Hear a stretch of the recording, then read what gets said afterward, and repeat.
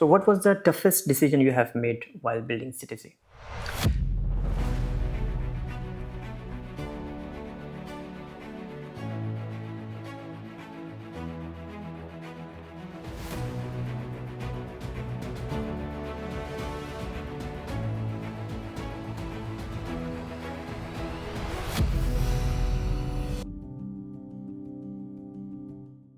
Thank you so much, Miss Monica, for joining LeadersTalk.Global. And as we know that you have a great name in interior designing. So how it start basically? Thank you so much for having me. My name is Monica Arango. Well, back in the day, I don't even remember what was my dream when I was young. But at the earliest, so I am originally a lawyer. I studied law. And I think that back in the day, it was a journey that I actually wanted to pursue. It was a journey that was following the career path of my parents. Back in the day, I think that the careers such as medicine, law, engineer were careers that were perceived as, future careers, how you will make your worth and all of this. So I actually really wanted to study law. And today I don't actually regret it. And I think that my journey within the legal practice gave me a lot of skills that I apply now to interior design. And so my dream was never towards the career per se. It kind of evolved and developed with my years. But it was, always remember that I always wanted to have my own business. That was actually my dream. So I think that interior design and building my own business was something that came to life later on in my years. What early experiences shaped you as a person you are today? So the experience that I've had during my career are in form of many stages.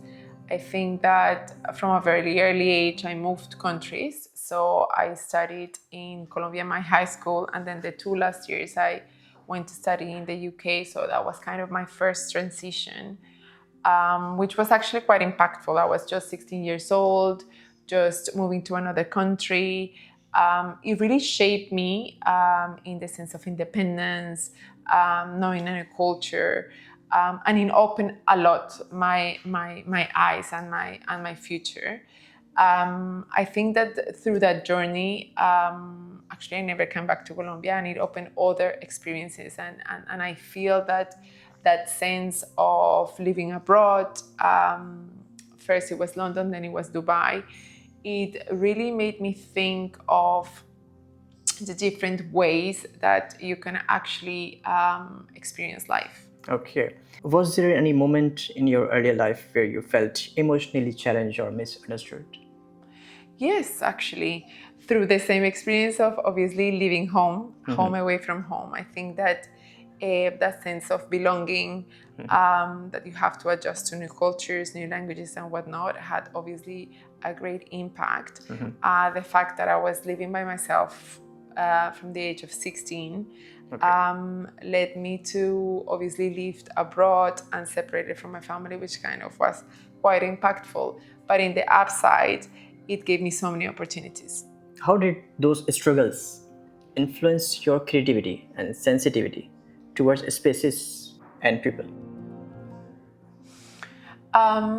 So I do believe that part, obviously, of my journey and also my transition towards interior design has led through a number of transitions.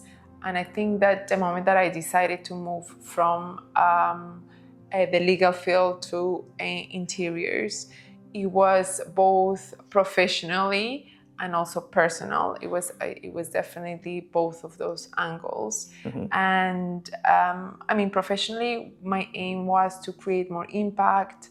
As I said, I was more towards the creative world, and I think this was a great opportunity to start exploring that. And then from a personal view, I always thought that my transition would be very impactful in terms of my freedom. Building my own business will give me the ability to choose my timings at my own pace and to have that freedom, especially because at that time I also started my own family. So I think it was both professionally and personal that led me to that kind of transition. What emotional lessons from your early years still guides you as a leader today? So I think that through life, and through many stages of your life, there is a couple of lessons, and also not just lessons, but experiences that led you of who you are today, and that's why we are today. And I think that from a very early age, I think in terms of entrepreneurship, I come from an entrepreneurship family, and that had obviously a great influence on who I am today. And the consistency and the discipline to pursue something has always kind of led me through my law degree, my career in law, pursuing a career in interior design, building my own business. So I feel that those kind of influence really came from home, from what I saw in my parents, which really shaped who I am today. I also believe that studying law was an amazing journey in terms of attention to detail, structure, that corporate structure as well, once I was also working, which led me to kind of the business side of what I do today. So the skills were very transferable. Okay. And in general, I think that the experience through life of living as an expat, understanding different cultures, understanding different ways of living, had kind of influenced a 360 way of how I approach life today. The flexibility, how we really need to adjust to what we have. And this is something that I really translate in my company, in CEST ICI Design, where we really translate exactly that. Where we do have obviously a particular way of being or of living, but there is the journey of adjustment. So definitely my experiences throughout my life in terms of, from a family perspective, the values where I'm from have definitely influenced of who I am today.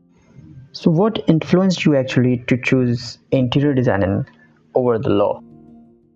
So I think that it was a journey. It was never a decision from night to morning or morning to night, however it is said. I think it was an organic transition that happened through many factors. I mean, one of the main factors was that back in the day, we had with my husband a project in France, and it was a renovation of our own investment. And that kind of opened the doors to something new, something that obviously I was very, not just interested, but really passionate about, where I put my full on energy. And then I think that was the tipping point to open the doors and ask the question, whatever I was actually doing, what I actually wanted to do at that stage. So to answer your question is, no, I did not quit straight away. It was a decision that I really needed to process. I investigated a lot about the industry, about the transition, about the business, about if I was going to do this, what was what implicated. And then I did a whole assessment and I did a lot of trials, and I think that it was the right moment in my life personally.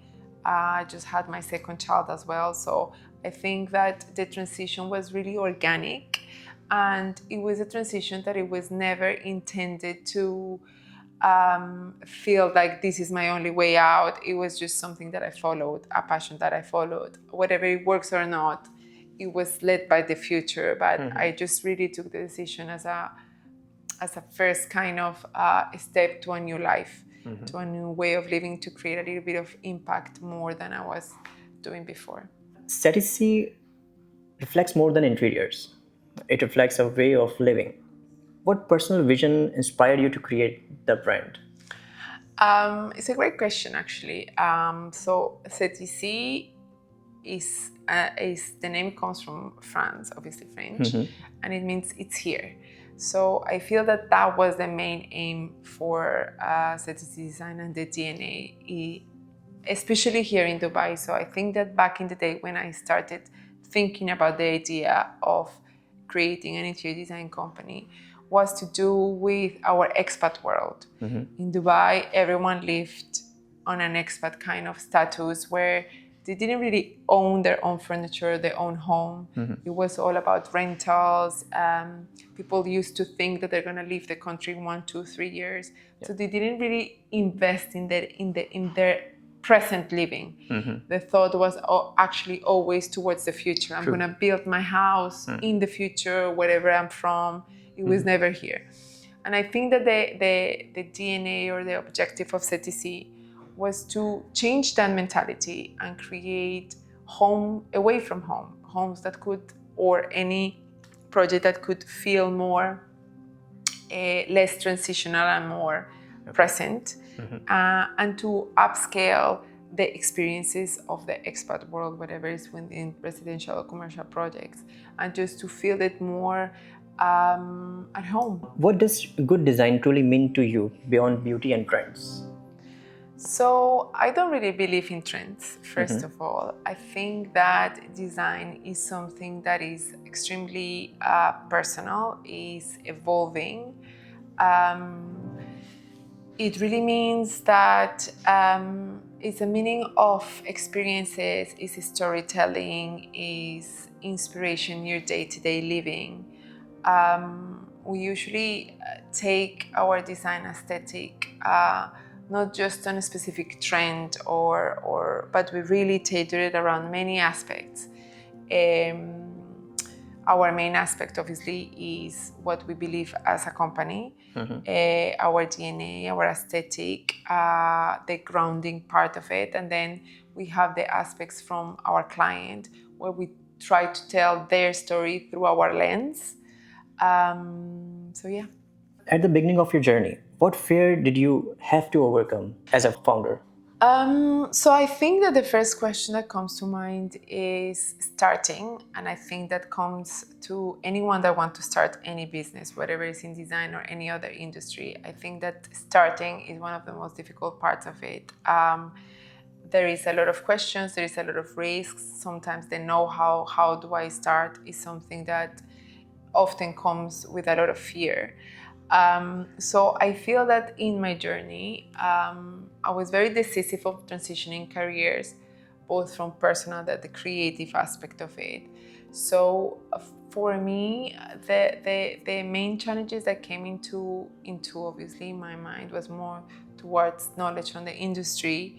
And I took CEST ICI Design as it was a very transitional and kind of a slow-paced, organic approach to creating the company. I started with very small projects. I really learned from scratch the journey of a project, and then a lot of research, and the know-how came through experiences. So I do feel that the challenges that come through building your own business is not just the start, is the during, is the after, and things that come with it. So I think that a lot of it comes with a lot of resilience, following your true passion, and yeah. So when did you realize your work could influence lifestyle, not just a space? I feel that, first of all, it's very nice to know that our work has influence beyond aesthetics. I feel that's our main aim. So I feel that CEST ICI Design itself, their DNA is that we want to transform lifestyles. When we design, that we look for more than aesthetic, that we look for moments and experiences.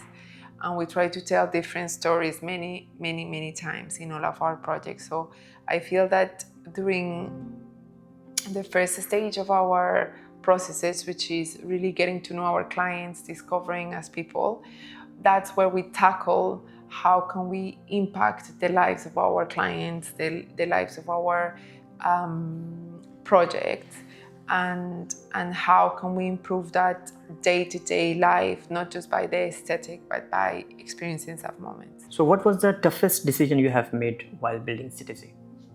So I think that one of the toughest decisions is obviously to know where you are as a business and to see whatever you want to grow, you want to upscale, you want to stay where you are. But whatever decision that you make is really true to your intention and what you want to do as a business. So I feel that 2 years ago we decided to move offices, to expand our team.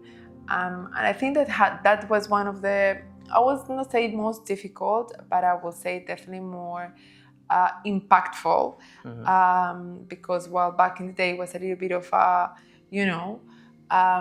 risky decision, both from a business perspective to my encounters. Yeah. So ma'am, how do you balance creativity with commercial realities in high-end interior designing? So I think that there's two different aspects of how you look at projects, and two very important fundamental strategies that there is the creative part, but also then there is the business part of the project. And I think that from the very start, we really make it very clear with our clients, and we're discovering where we are in terms of budget, and really to understand the scope. So we design according to expectations. Okay. Creativity is something that needs to be tailored to that, and I think that one of the biggest mistakes that I see in design is that sometimes the design is not executable, or is not according to the brief, or is not according to the budget. So I feel that merging those two worlds, it's very important from the beginning. And you do that through clear communication, obviously, with your client, and a very realistic view of your design. And starting with the right brief and with the right approach and transparency with the client is where you kind of merge both. So what leadership value I do not compromise on would be, I'm a strong believer in that human aspect of the company and my team. So, no matter what, we always keep that very much in mind. So we approach our project not just from a business side, but also we have that human flexibility that I feel gets my leadership in the way with my team, with my projects, with my clients, which has created an impact. So how do you manage pressure, deadlines, and high clients' expectations? So I think that, especially in this business, is one of the toughest parts of the journey. I feel that we'll start with communication. I think having your expectations very clear, your expectations as an interior design studio, but also from the client as well, and have a clear communication from the beginning. And then through that process, you will have a lot of deadlines. But you need to be very realistic about everything. The more transparent and clear you are with your client, then you set your boundaries and you set the expectations from the beginning. And then within the course of the project, obviously, there is so many unexpected things that happen, not expected from my side or the client, but it's just the way that you communicate them and then the approach. I'm very much of a problem-solving kind of mentality. Okay. I feel that in any industry you have a lot of problems that come through a project, but it's just not what is the problem and how you approach them. Okay. So for us, it's really understanding the problem and then just making sure that the solution is at hand. And then we communicate that solution in a very proactive way to the client without panic. Okay. So ma'am, Dubai is a really competitive design market. How do you protect CEST ICI unique identity? So I think that one of the main things that I always focus on is on the identity of who we are and what we do. And I think that in my view, is not just one specific thing, it's a variety of things. So I think that the uniqueness of CEST ICI, I think, comes from the very start of creating really the unexpected. I think that we do have a very defined kind of aesthetic, but that said, every single project tells a different story, and the idea is to keep telling different stories. So creating that uniqueness, that kind of design innovation in every project, even though we have a specific aesthetic, it's really something that makes our design studio quite unique and niche. We use different sources of, creating this kind of uniqueness and always kind of experience it. I'm never getting tired of that. Okay. And then through the approach. So one thing is our design that obviously keeps evolving, that keeps telling different stories. And then the second part is the business side, or communication with our clients and our team, which is something that someone told me that CEST ICI is like a human company, which I love that, because it's how our clients see us and how they can come to our office as if it's their home, and the approach. I think that the way that we treat our clients and the way that we communicate with the clients, they feel that added value. That is not just a commercial deal. Okay. But we're here to help you, basically. Perfect. What kind of culture are you intentionally building within your team? So the culture that we want to kind of aim in the studio is to feel that the love what we do is something that is obviously a stamp. I think that the culture of the enjoyment of coming to the office to work and to design and to expand your creativity is something that I feel is a culture that I see in every single member of my team. And what we want to incentivize mainly is that sense of innovation, creativity, but mainly designing your own life with a lot of intention. So everything that we do has a particular intention, and that intention is something that needs to evolve and develop. So growth is part of our main kind of core value and things that we implement in all our projects as well. Okay. How do you measure success beyond clients, revenue, or recognition? Okay, so I think that success is a very subjective word, and success means different things to different people. Yes. Personally, success for me is nothing to do of what I do. I think that's part of my story, but success means the tiniest little thing in a day, where I can see the smile of a client when we have a handover, or I can see the smile of my own child when I pick him up from work. That could be a successful day. But yeah, success for me means most likely than more. Success is also can be not just, it could be a portion of your day-to-day life. And it's success for me is being successful in a lot of aspects of my life, in my family life, in my work life, in my fitness-wise as well. So it's a very rounded word that touches a lot of pillars in my life. What daily habits has helped you to stay grounded and as a creative leader? So I am a big fan of consistency in everything that I do.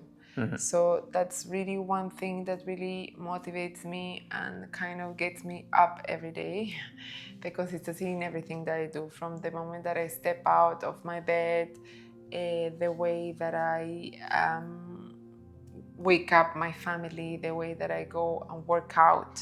And then after that, I start my work life. That at the same time, all of these routines have a method of consistency. Okay. and that's how I think. Okay. So what advice would you like to give to young designers who want to build their own studio? So I think that the main advice I will give to young designers is really design with intention. One of the main things that we see nowadays is that everything is available online and whatnot. Really find who you are as a designer, define yourself, find your niche, and really get to know who you are as a designer. So you can really, once you believe it yourself, you can sell to the rest of the world. Yeah. I feel that more and more I see less of that and more of, I want to be like this, I want to be like that, I want to copy this. So I feel that finding your own design identity is key. I also really advise them, because I know you don't get this in design school, which is the business side of design. Be very savvy about it. Learn. If you don't find it that in school, get extra training. It's really something that you really need to understand. Interior design is not just design. It's a lot to do with strategy, business, entrepreneurship, a lot of aspects that you're not aware of. So if that's your aim, it's important that you get educated. And then the most important part of the whole journey is that just follow your instincts and really truly find your design identity that's going to get you very far without comparing yourself to others. As a founder, what legacy you want to leave behind? So I think that I get very happy when I see a lot of our projects that have left us, 7-8 years ago, and then we still look back and they're still very relevant. Our clients is still very much happy with the result. And I do believe that this is one thing that we really, really want to keep as legacy, which is just that emotional effect that we create with our design. Okay. And that can last for a very long time. Okay. We'll go for the rapid fire round. So these questions will be only one line sentence. Okay. So minimal or bold design? Both. Both. Okay. Functional or aesthetic?